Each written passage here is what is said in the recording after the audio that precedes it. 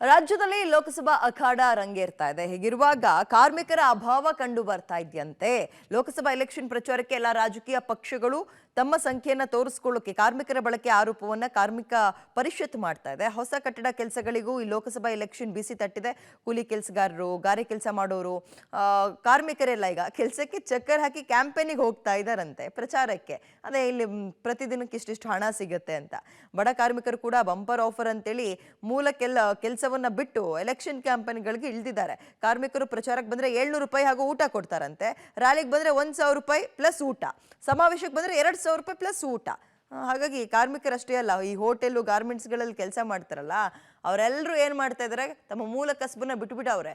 ಪ್ರಚಾರಕ್ಕೆ, ಸಮಾವೇಶಗಳಿಗೆ, ಸಮಾರಂಭಗಳಿಗೆ, ರ್ಯಾಲಿಗಳಿಗೆ ಹೋಗ್ತಾ ಇದ್ದಾರೆ. ಪಾಪ ಇಂತಹ ಕಡೆ ಅಭಾವ ಕಂಡು ಬರ್ತಾ ಇದೆ. ಚುನಾವಣೆ ಲೆಕ್ಕದಲ್ಲಿ ರೈತರಿಗೆ ಕೆಲಸ ಮಾಡಲಿಕ್ಕೆ ಜನ ಸಿಗ್ತಾ ಇಲ್ಲ, ಬಿಲ್ಡಿಂಗ್ಗಳು ವರ್ಕ್ ಮಾಡಲಿಕ್ಕೆ ಈಗ ಕಾರ್ಮಿಕರು ಸಿಗ್ತಾ ಇಲ್ಲ.